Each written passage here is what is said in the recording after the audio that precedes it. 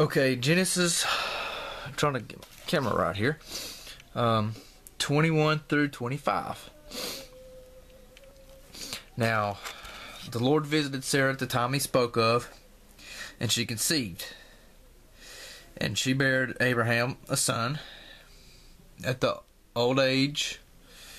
And they named him Isaac, and they circumcised Isaac. Abraham was 100 years old when Isaac was born to him. And basically Sarah, being as old as she was, still produced milk in her breast. So he was weaned and grew up. And but then Sarah saw the son of Hagar, the Egyptian, Ishmael, was mocking Isaac. He hated Isaac. So she got weary of it and told Abraham, cast them out, get them out of here, because, they're not going to be heir to what Isaac receives, his covenant. So it grieved Abraham. I mean, he was sad. I mean, he loved Ishmael. But he, God told him, don't be grieved about it, because he's going to bless Ishmael. But out of Isaac, his seed shall be called. Now, it says, in Isaac shall thy seed be called. So what seed is that talking about coming from Isaac that shall be called? Christ shall come from Isaac. So he got up. Abraham got up early, gave Hagar some water and bread and stuff, and sent them away. And they departed and left, and they wandered in the wilderness, and they ran out of water and of food. So she cast the child under one of the shrubs and was just going to let him die there. And she was crying and said, no, don't let me see the death of this child. And God heard her, and the angel appeared to her and told her, why are you upset? And he told her, fear not, God heard your voice. And that's where the child was, and then he told her, God's going to make this child a great nation.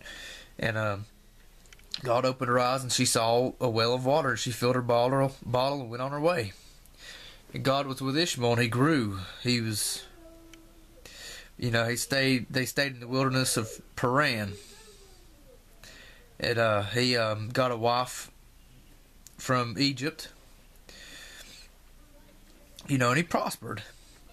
And then now the king, in the land of Gerar, and Abraham made a covenant, and then some of the servants didn't know of the covenant, so they took a well from him, and they was dealing violently with him. And then Abraham went to the king and told him, this is going on, and you reproved him, corrected him, said, we made a promise. So the king didn't know about it, so he, they basically made another pact together, and the king told his men not to mess with them, because the land, they could do what they want to in the land. So now God tempts Abraham, who told him to take his only son and offer him up as a burnt offering. Now, I couldn't imagine doing that with my children. If God was to appear to me and just poof, be here and say, I want you to offer your oldest daughter as a burnt offering to me, I'm about to freak out. I don't know if I could do it. But Abraham just rose up and just went with it. He's like, okay. So he got his son and got the supplies for the altar, the wood, the fire, all the stuff he needed. And they went on their journey. And then they saw the place afar off, and he, told the men to stay there. And he loaded Isaac down with the wood, and he took the fire in his hand and a knife, and they went up to the mountain together. And Isaac asked him, he says, we got the fire and the wood, but where's the lamb for a burnt offering? And Abraham told him, God will provide himself a lamb. He knew, he had faith in God. And it's like today, back then they had to do offerings for their sins and atonements and trespasses and all that. If we had to do offerings today, all the animals would be extinct as much as we mess up. What God did, he provided himself a lamb for the final sacrifices, and that was Christ. And so he bound Isaac down, and he was fixing to slice his throat. He had his knife drawn to slay his son. And I honestly believe that knife was probably right there. I mean, he had the tip of that blade put right toward his neck. I guarantee it. And then the angel stopped him. He said, "Don't touch your son." He says, "You know, we know that you fear God since you didn't withhold your only son." And Abraham looked up and he saw a ram caught in a thicket. So they got it and they offered it up as a burnt offering. And then they call the place now Jehovah Jireh. So that's the thing with us in our relationship with Christ. We can't withhold anything from Him. For all that He gives us is His. It's not ours. So now he basically made a covenant with him, told him, you know, he's going to bless him. And they're going to possess the gates of their enemies. And in thy seed shall all the nations of the earth be blessed, because he obeyed his voice. In his seed will all be blessed. America will be blessed by his seed. Russia, Germany, China, Japan, everybody will be blessed by his seed if they accept his seed. Because if we accept his seed, then we'll also have that eternal possession. So then, after all that went down, he found out his brother Nahor had children. So it goes on through the rest of this chapter of all the children who Nahor had with his wife and his concubines. So now Sarah was old and she died. And Abraham stood up before his dead and spake to the sons of Heth, which is of Ham.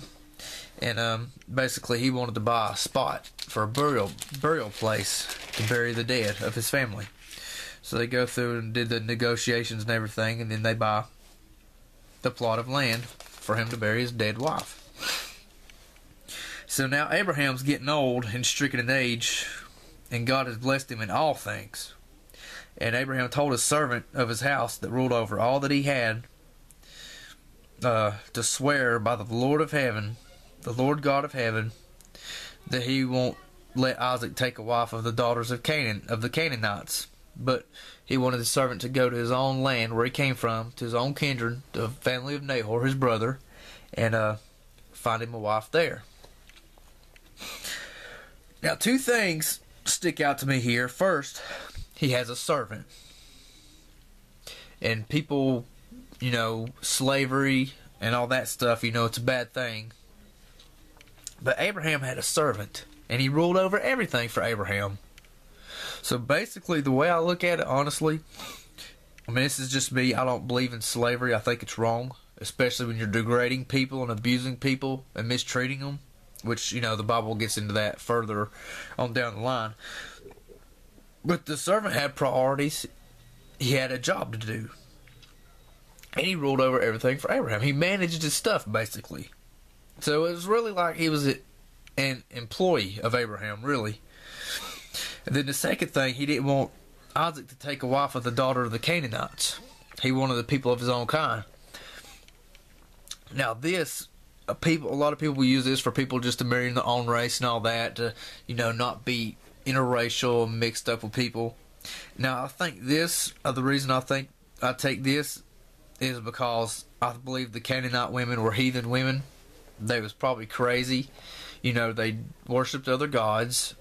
And probably, you know, did children's sacrifice and all that. And I just believe they was just a heathen woman. I mean, a wild, crazy woman. And he wanted Isaac with someone from his own kindred that had morals. So the servant asked him, you know, well, what if the woman's not willing to follow me? Then Abraham told him that God's going to send an angel before him to prosper his way. But if the woman doesn't want to go with him, then he's clear from his oath. Now, the thing back then is people had oaths. They made oaths with each other, and they kept their word. They made promises, and they kept them. A lot of people today, things that come out their mouth is just words. A lot of people can't make commitments on keeping their word to other people. And people just don't have no backbone to keep words or promises. Even with marriage, you make an oath with the woman you're married to or the husband you're married to, and y'all make an oath before God to be together to death do you part. But then when the slightest trial that comes your way in hard times, y'all, it's easy just to jump ship because there's so much out there to choose from. And a lot of people don't take marriage serious anymore because there's always easy way outs and alternatives. But I tell you one thing, if you have a good spouse that's there for you, you don't know what you're going to get into when you leave them to go find somebody else. So you need to not take for granted the person that you're with and be with them and appreciate them. I don't know how I got onto that, but basically with the oaths. So the servant took 10 camels, and he left and went towards Mesopotamia and to the city of Nahor. And he prayed, and he said, I'm going to go, and I'm going to go down to the stream to where women go and draw the water and stuff. And he said, I'm going to be there, and if it be your will, when one of the daughters come out, that I'll ask her for a drink, and she'll give me a drink, and then she'll offer to water my camels. So then, not too long after that, the women came down, and then he saw Rebecca, and she was of Nahor, which is Abraham's brother, and she let her down her pitcher to get water, and he asked her if he could have some water, and she gave him some water, and then she said, once you're done, I'll give your camels water. So he knew that was a sign that God was with him to prosper his way. But he just sat back and waited. And then he finally asked her, who are you from? Where are you from? Who's your family? And she told him, Nahor and all this. And, Nahor had a wife and she gave a son, and I'm her son. I'm basically his granddaughter. So he bowed and worshipped the Lord because he knew that it was from Abraham's family.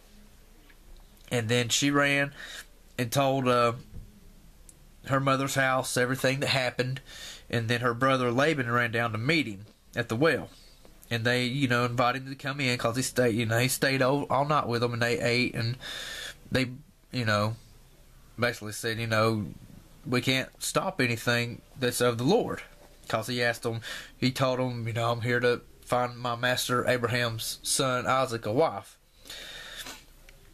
So then they told him that the things that come from the Lord, we can't speak good or bad. And you think about that now. Lord allows things to happen. We have storms, hurricanes, earthquakes. Things devastating that take people's lives. But the things that come from the Lord, we can't speak good nor bad because it's of the Lord. Because He's going to do whatever. All we can do is just pray to Him and worship Him. And He has a purpose for the things when they happen. So they told him, well, she's here, take her. So then he brought forth jewels and gave them presents and gifts. And they ate and drank and tarried all night. Then he told them the next day, well, send me away to my master, and hinder me not. Then they asked him, well, can Rebecca stay with us at least 10 more days? Just trying to, back out of it. And he told them, well, I have to go now, hinder me not. So then they said, well, we'll ask Rebecca if she wants to go. So she came in and she said she was willing to go. So they sent her away and sent her nurse with her, and they went on their way. And they blessed Rebecca and told her, you are our sister, and be a mother of thousands of millions, and let your seed possess the gate of those which hate you. And she arose and went on her way. Now Isaac was out in the field meditating, and he lifted up his eyes, and he saw the camels coming. And she lifted up her eyes and saw him, and she lighted off the camel. And she said to the servant, what man is this that walks to meet us? And he told him, it's Isaac, my master's son. So she jumped off, and then Isaac brought her into the tent and took her, and she became his wife, and he loved her. I mean, that's love. You see somebody, you just go at it. You just go run to them and caress them and hug them. You don't see a lot of people. Love, true love. You just, a lot of people. They took the gifts of God, of having a mate and having true love with somebody and building a relationship, And it's just another thing to people, you know. Jump from one lady to another, or jump from one man to another. I mean, they've defiled the gift that God has given us as a people. So then Abraham took another wife, whose name was Keturah. And she had a bunch of sons with him, and then, Abraham gave all he had to Isaac, though. And then the other sons, he kept them away from Isaac. Isaac lived in a certain part, and they kept them in another part. So then Abraham gave up the ghost and died in a good old age, and was gathered to his people. So that's another part of having, an afterlife. So then he was buried where he buried Sarah. And then it goes on down to the descendants of Ishmael and his children, and he dies among his brethren and, was gathered into his people. So now Isaac has a son, or he has two sons. He was 40 years old, and Rebekah had two sons. She entreated the Lord because she was barren. So then God made her, allowed her to get pregnant. And the children struggled together inside her. And she asked God, well, why is this? And he told her that she has two nations in her wombs. And two people shall be separated from her bowels. The one people shall be stronger than the other, and the elder shall serve the younger. So she had twins. The first came out was all hairy and red, and his name was Esau. And the second was Jacob, and he was hanging on to Esau's heel as he was coming out. So God already told her right there that the older shall serve the youngest. So remember that in our later chapters. So Isaac loved Esau, and he ate his venison, because Esau was a cunning hunter, a man of the field. And Jacob, he was just a plain old dude dwelling in the tents, just a simple plain Joe. And then one day, Jacob made some pottage, and Esau came in from the field, and he was about to starve to death. I mean, he was tired and hungry. And Esau asked him, feed me, Jacob, I pray thee.